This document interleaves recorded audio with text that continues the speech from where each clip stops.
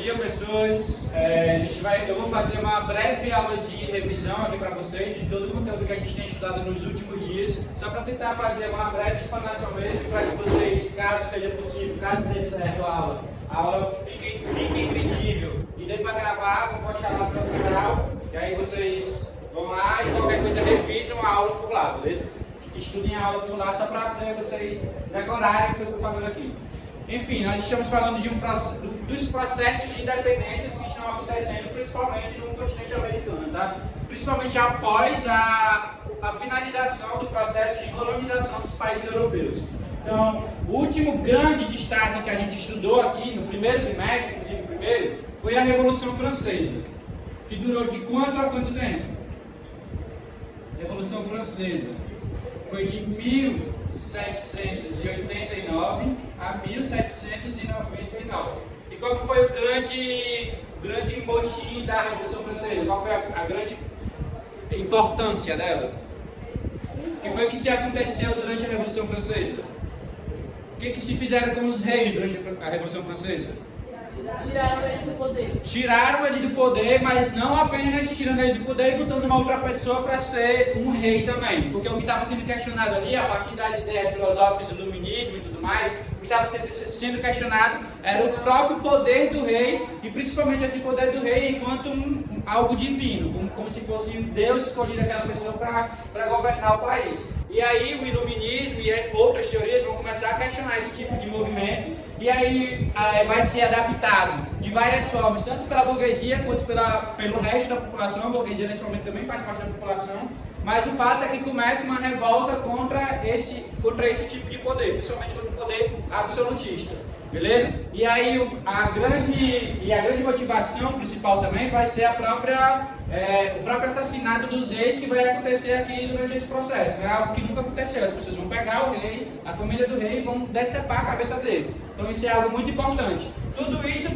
porque eles estavam envoltos, né, em um momento de turbulência que era contra o poder do rei. Aí eles tiram o rei durante a Revolução Francesa, 10 anos de revolução, tem a queda da Bastilha, tem todas as suas questões.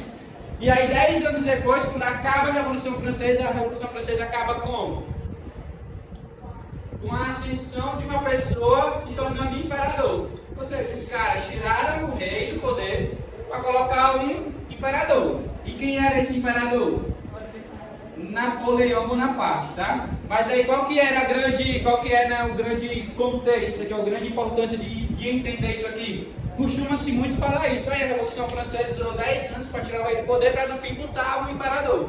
Mas aí a gente tem que lembrar de volta da Revolução, aliás, do Iluminismo, que era o questionamento do poder divino dos reis. E os reis, como soberanos e perpétuos, tinham sempre aquela ideia de que se ele morresse, o próximo rei seria o filho dele. E aí depois o próximo filho dele, e assim sucessivamente. Enquanto o que acontece aqui com o imperador Napoleão, por exemplo, não seria a mesma coisa. Por exemplo, se Napoleão morresse, né, digamos assim, se ele morresse não, ele morreu.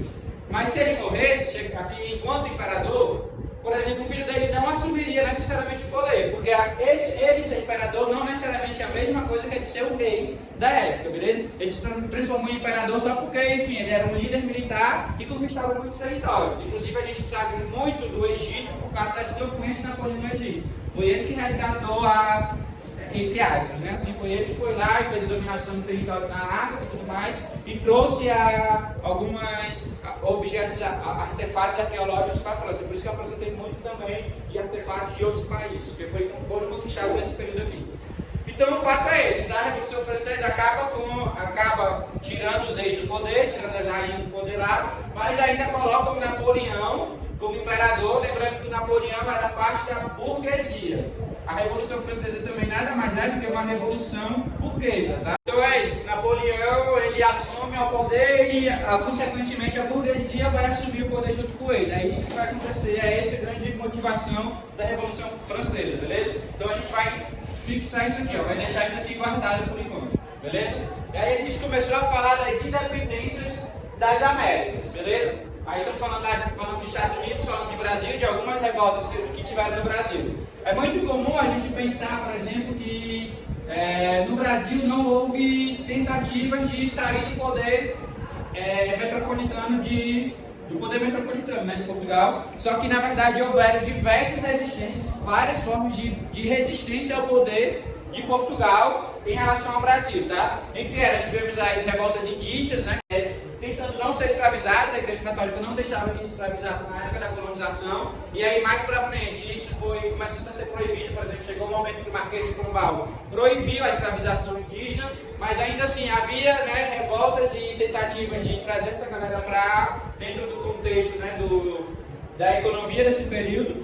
E aí houveram muitas revoltas, assim também como houve resistência africana, né, dos povos que vieram para cá, brasileiros, para trabalhar também aqui. Então tiveram diversas revoltas e tentativas de expulsar Portugal antes mesmo do processo de independência do Brasil. Entre elas a gente pode contar, por exemplo, a Inconfidência Mineira, a Conjuração Baiana e por aí vai. Beleza? Isso aqui estamos falando de Brasil. Em relação à França ainda, e tratando dos Estados Unidos, a gente também tem alguns detalhes importantes em relação a eles dois. Que é o quê? Em relação à Inglaterra e França, o que a gente tinha nesse momento? Dois países amigos, né, que conversavam bastante. Não é?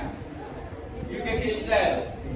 Eles eram, na verdade, grandes inimigos. Eles também estavam colonizando outras regiões e tinham interesses em colônias, inclusive algumas colônias parecidas. Por exemplo, o Canadá é uma colônia da Inglaterra e da França também. Os canadenses falam tanto inglês quanto francês.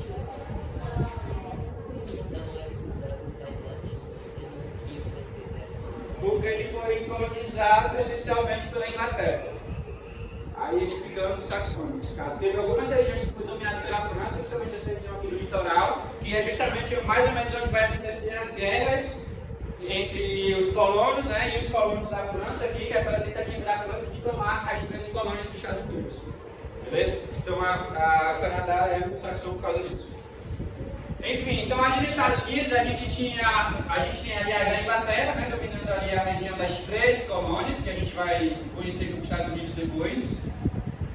As 13 colônias todas lá no litoral do Oceano Atlântico, e a França também tentando dominar a região do Canadá e tentando pegar, né, o que sobrar para ele. A França, inclusive, veio aqui para o Brasil, dominou regiões do Brasil. A capital do Maranhão, por exemplo, chama São Luís, porque Luís era o rei da França.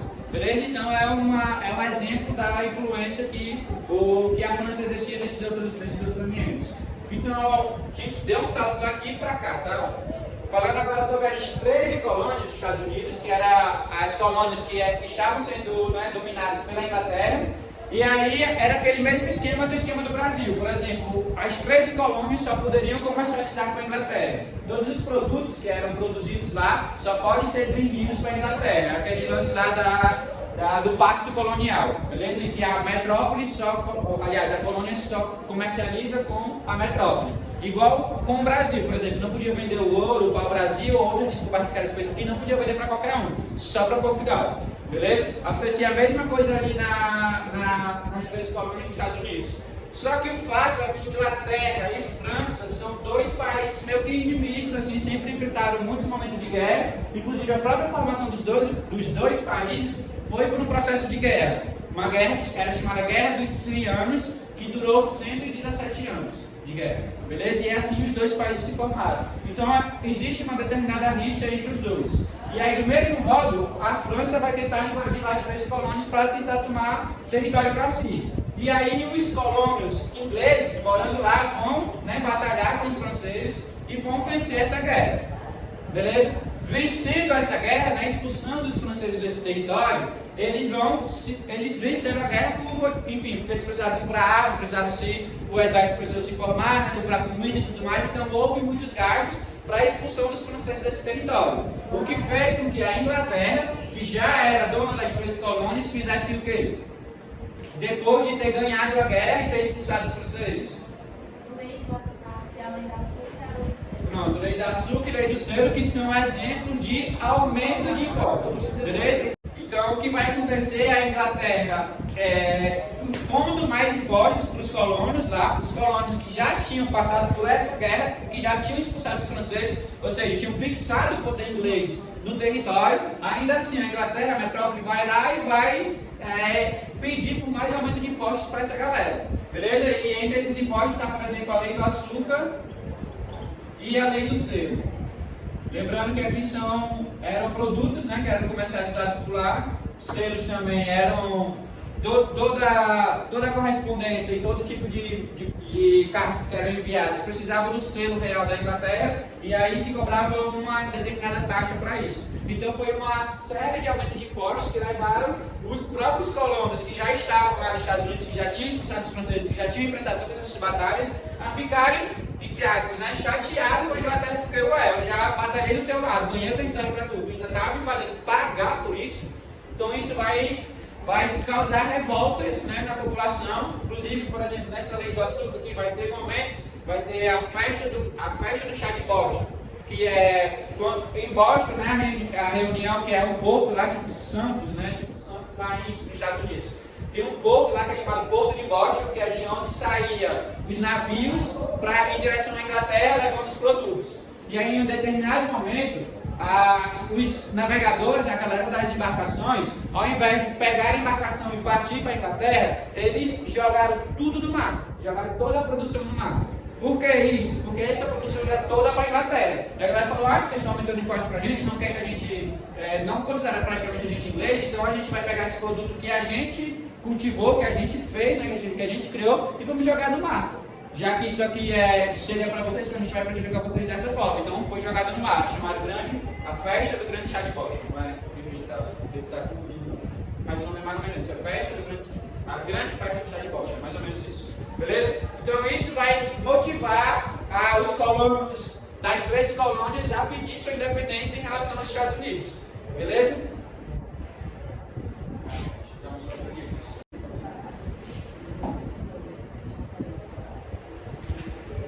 É isso, né? Então, segundo aqui o livro de vocês, né, depois de tudo isso aqui, depois da implementação dessas taxas, desses impostos, e da população inglesa, aliás, a população americana, né, entre aspas, pedindo para que fosse revertido esses impostos e tudo mais, a Inglaterra não aceitou isso, né, e começou aqui, depois dessas taxas abusivas, em resposta aos americanos, os britânicos iniciaram os conflitos armados.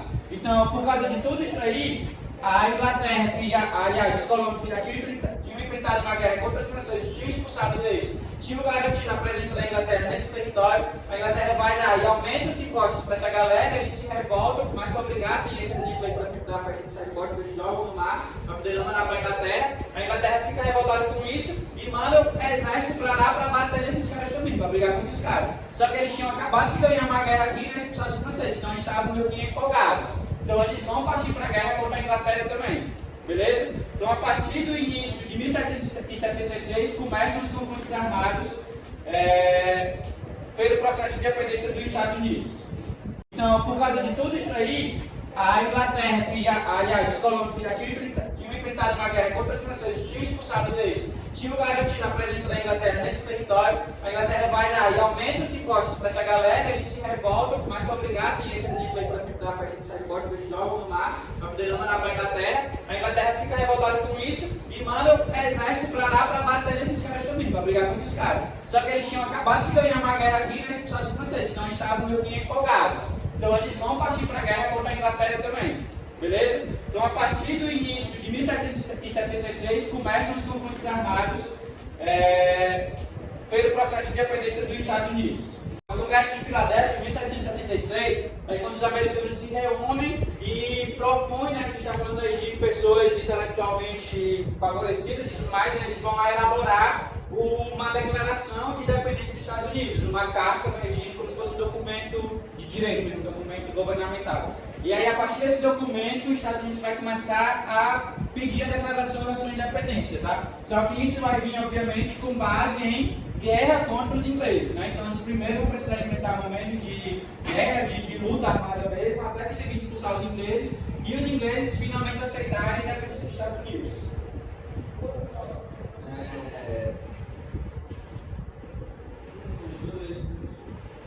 Lembrando também, né, que como a gente tinha falado aqui, Inglaterra e França tem essa rixa, essa determinada rixa. Aí a França tinha perdido lá o território para os colonos ingleses e depois viu que a galera da Inglaterra estava lutando contra eles mesmos, né? Ou seja, quase entre aspas uma guerra civil, porque aí começou a guerra contra a Inglaterra e contra o pessoal das 13 colônias dos Estados Unidos. Aí a França, vendo isso, o que foi que a França fez? Começou a incentivar o pessoal das 13 colônias. começou a garantir também armamento para eles, começou a botar mais um ou outro soldado lá para lutar junto com eles. Então isso motivou também a população dos Estados Unidos a ir ainda mais para a luta, para lutar contra a Inglaterra e pedir por sua independência. A França ajudou eles também nesse contexto, tá? E por que a França ajudou eles? Porque ajudando os Estados Unidos a se tornar independente, a Inglaterra perderia essa colônia. Então perderia tudo o que fosse produzido nessa colônia que iria ser mandado para ela. Mesmo teria que agora partir, né, comprar, os Estados Unidos viram independentes. Então os Estados Unidos poderiam comercializar com qualquer um. Então o incentivo da França na ajuda para o pessoal das três colônias é enfraquecer a Inglaterra. Tudo bem até aí? Então, só para finalizar aqui a leitura, em 1787 foi publicada a Constituição estadunidense que estabeleceu os Estados Unidos como uma república federativa, 1787, tá? Aí estabelecia lá os Estados Unidos com os três poderes, do jeito que o Brasil, por exemplo, é hoje, judiciário, legislativo e executivo, tendo presidente, tendo deputados e tendo lá os advogados, né, que no caso é o sistema, é o Supremo Tribunal Federal. Enquanto, por exemplo, antes disso o que se tinha era o absolutismo ou o próprio imperador, que esse cara representava todos os três poderes. Beleza? Então a divisão de poderes também é uma influência do iluminismo, para mostrar como o iluminismo ainda influencia nesse processo de independência dos países também. Nesse momento, os Estados Unidos se tornava a primeira nação independente da América. Isso é uma importância também, já tinha citado para vocês, uma importância também dos Estados Unidos e o poder que ele exerce sobre a América. Um dos exemplos, ou uma das explicações, uma das motivações é essa: é por ter se tornado o primeiro país independente de toda a América. Então, teve mais tempo, né, para se organizar enquanto país e tudo mais. Provocou diversas outras importâncias no continente, inclusive no Brasil, no resto da América também. Além disso, o processo de independência dos Estados Unidos procura expandir o seu território para o oeste. E depois, mais para frente, a gente vai ter outras aulas da expansão dos Estados Unidos para o oeste, que é como eu estou falando para vocês, as três colônias concentradas aqui no litoral do Oceano Atlântico. E aí, após isso, eles vão, né, invadir, vão adentrar mais o território, mais ou menos como os bandeirantes fizeram aqui no Brasil, vão fazer a marcha para o oeste para dominar esse território. Lembrando que vai ter, por exemplo, espaço que é dominado pelo México, eles vão retomar, enfim. E toda aquela história lá do faroeste, todas aquele contexto de filmes dos Estados Unidos e tudo mais, é a partir depois da independência quando eles começam a dominar o resto do território, né? Porque como a gente está vendo aqui, os Estados Unidos vai do Atlântico ao Oceano Pacífico, ele é um país continental, né? Mas ele nem sempre foi assim, ele era só as três colônias. Depois do processo de independência foi que eles começaram a caminhar e conquistar esse território aqui, conquistando dos indígenas americanos, tá? Lá também tinha indígenas. Beleza? Até aí? Vou dar um salto aqui para vocês e também começar a explicar um pouco sobre a independência da América Latina, que é o capítulo 10. Beleza? Capítulo 10. Então vamos citar rapidamente também a América Latina aqui. Aliás, né, o resto da América, não só a América Latina. Mas para citar umas questões importantes, tá? Tirando então aqui França e Canadá, que são esses países anglo-saxões, o resto a gente tem a América Latina, né? Dominada exclusivamente por países europeus, como quais? Espanha e Portugal, ponto. Beleza? Vamos fechar nesse. Aí a gente tem a América Portuguesa, que é quem? O Brasil, e a América Espanhola, que é quem? O resto, beleza? O resto de resto, né? Então a gente vai dar uma leve excluída no Brasil, tá? Vamos falar só da América Espanhola. Tudo bem? A América Espanhola, então, dominada pela Espanha. Lembrando que a gente está no processo aqui, né, que o imperador da França era Napoleão, e isso vai ser importante. Porque como eu falei para vocês, Napoleão, ele era antes de se tornar imperador mesmo, ele ficou famoso na França, durante a Revolução Francesa e antes da Revolução Francesa. Ele já era famoso porque ele era um grande conquistador, ele era um líder militar. Então ele participava de grandes campanhas militares, liderando essas campanhas e ganhava elas, beleza? Por isso a grande importância dele, por exemplo, as conquistas na África e em outras regiões. E aí quando ele chega como imperador da Europa, ele vai começar também a exercer influência na política europeia, tá? Vai começar a fazer com que os reis da época, né, comecem a ficar seus aliados. O rei que não se torna seu aliado, que não vira seu amigo, o que acontece? Ele vai para cima, destrói essa galera, beleza? Por isso, inclusive, ele vai enfrentar, Napoleão vai enfrentar um contexto, uma certa rixa, também com o pessoal aqui da Península Ibérica, tá? Península Ibérica é Espanha e Portugal, tudo bem? Então, Napoleão vai começar a exigir também, né, que exista apenas comércio com a França. Ele vai instaurar o chamado bloqueio continental. O que é o bloqueio continental? Era a ideia de que nenhum país do mundo pode comercializar com a Inglaterra. Beleza? A mesma coisa que o Trump faz hoje em dia. Aliás, o Trump não, desculpa. Que os Estados Unidos fazem hoje com Cuba, por exemplo. Ai, Cuba é pobre, o pessoal não sei o que, blá blá blá, fala um monte de coisa. Lógico, meu amigo, a grande potência militar do mundo, Cuba está bem aqui. Está bem aqui nos Estados Unidos, bem aqui no que está nos Estados Unidos. Aí, Cuba é bem aqui. Os Estados Unidos proíbem os países de comercializarem com Cuba. O país que vem tentar trazer alimento, trazer qualquer coisa, fazer para comerciar com Cuba, os Estados Unidos não deixam, porque está aqui no seu quintal. É mais ou menos parecido com o bloqueio continental que o Napoleão exerceu sobre a Inglaterra. Lembrando que Inglaterra e França são inimigas, são rivais. Então ele vai tentar acabar ainda mais, Napoleão vai tentar minar o poder da Inglaterra. Ele vai minar como? Proibir os países de trazer alimentos, né, a gente está período desses produtos, né, de de produtos, como navegações e tudo mais. E aí o Napoleão proíbe que as embarcações cheguem na Inglaterra trazendo produtos. É o chamado bloqueio continental. A França também aqui, tá? França, Espanha, Portugal e Inglaterra aqui. E a França também, né, como eu falei, já que o Napoleão é um líder que está muito forte, ele vai ter muita força também nos mares. A esquadra francesa também vai proibir a galera de comercializar com a Inglaterra. E aí isso vai fazer com que todo mundo pare de comercializar com a Inglaterra, né? Não. As pessoas mesmo assim vão fazer aquele esquema, né? Fica aqui com o Napoleão, aí depois vai por baixo do esporte, comercializa com a Inglaterra, por baixo da Inglaterra, blá blá blá.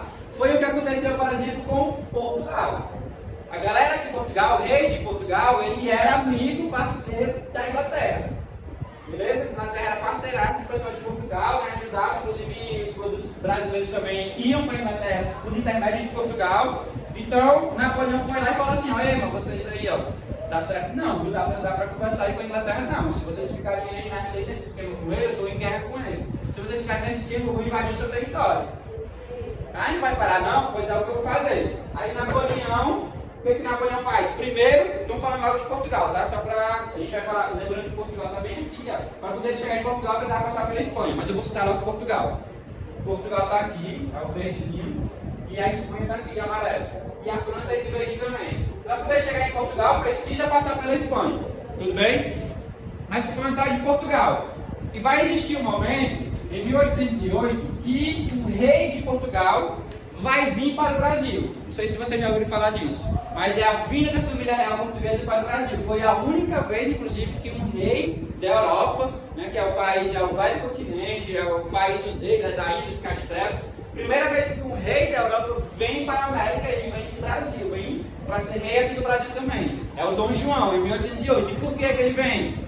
Porque a França estava invadindo Portugal. E aí, com medo, né, de morrer, de Napoleão passar a espada nessa galera, eles fugiram, e eles fugiram especialmente para o Brasil, né? Poderiam fugir para Cabo Verde, Moçambique, Angola, decidiram que seria para o Brasil, beleza? Foi isso que vai ajudar, inclusive, no processo de independência do Brasil, porque o rei de Portugal vai vir para o Brasil, na Brasil vai se tornar um reino, praticamente, um reino quase do tamanho dos reinos lá da Europa. Tudo bem? Isso aqui é só um parêntese para falar de Portugal. Mas, como eu falei, antes de passar por Portugal, tem o quê? Tem Espanha. Então, a França também vai ter treta com a Espanha, principalmente porque a Espanha tem um território muito maior, né? E aí, qual que vai ser a treta? Lá eles vão se enfrentar, né?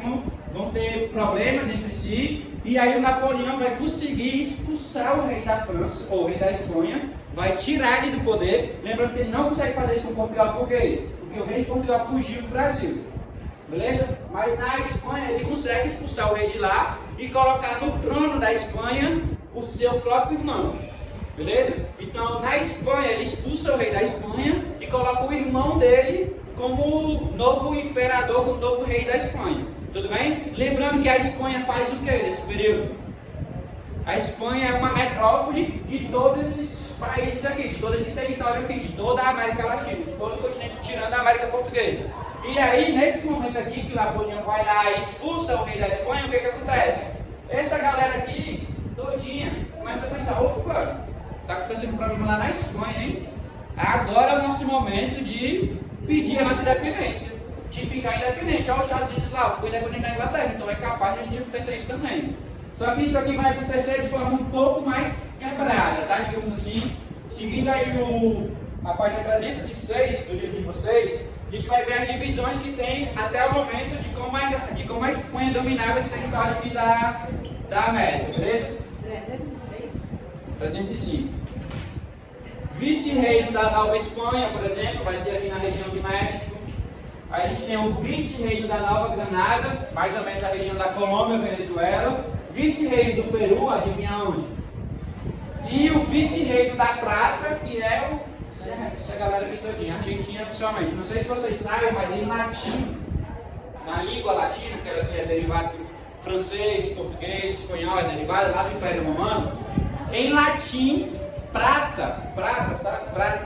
Prata significa, aliás, significa não, se fala argento. Por isso a Argentina se chama Argentina, porque na Argentina tinha muito o quê? Tinha muita prata, beleza? Por isso que o rio principal da Argentina também é o Rio da Prata, porque é nesse rio que foi descoberto da prata também. Enfim, então as divisões são essas, tá? É o vice-reino da Espanha, o vice-reino de Granada, o vice-reino do Peru e o vice-reino da Prata, beleza? Então vai ser dividido, olha como é dividido, não é dividido por país, beleza? Esses países de eleição aqui não eram desse jeito, eram vice-reinos que se tinha na Espanha.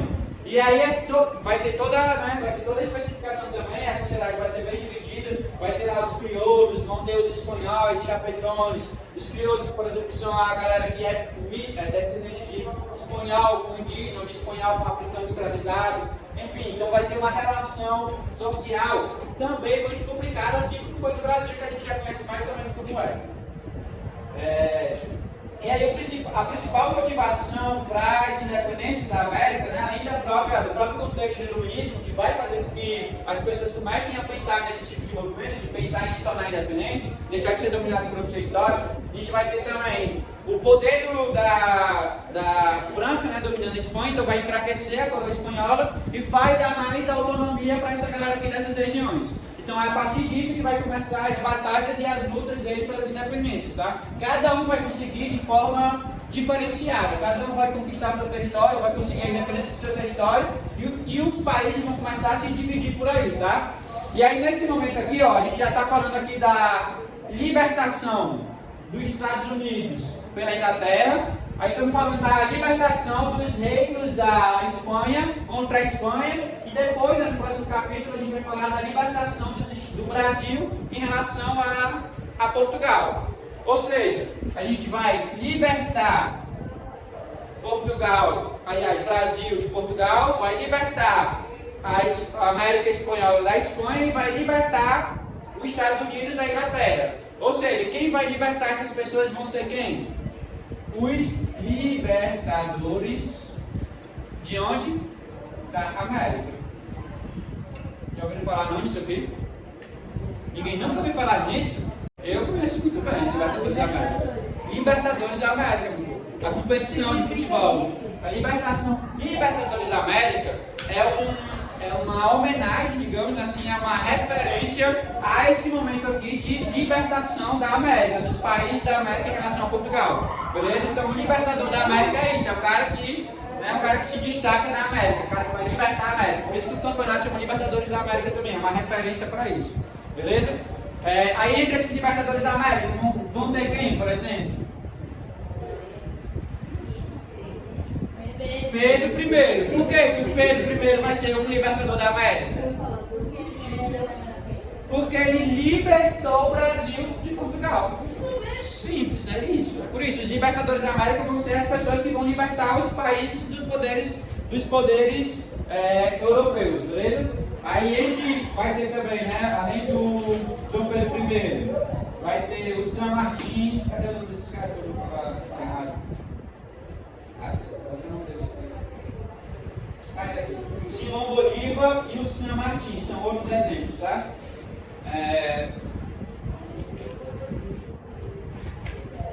Responsáveis pela independência dos países como Colômbia, Equador, Venezuela, Argentina, Chile e Peru. Vou botar aqui o nome deles também, que é para Pedro I, San Martín.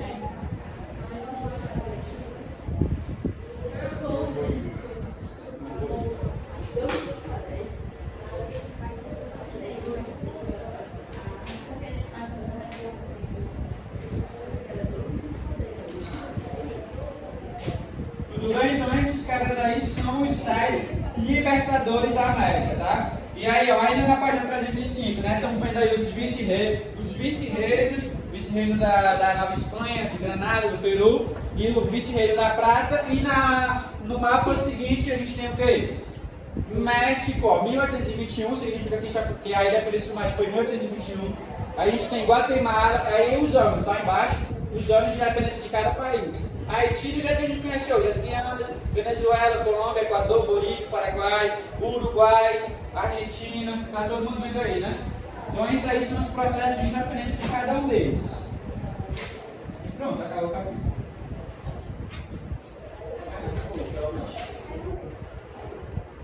Deu para entender aí todo mundo?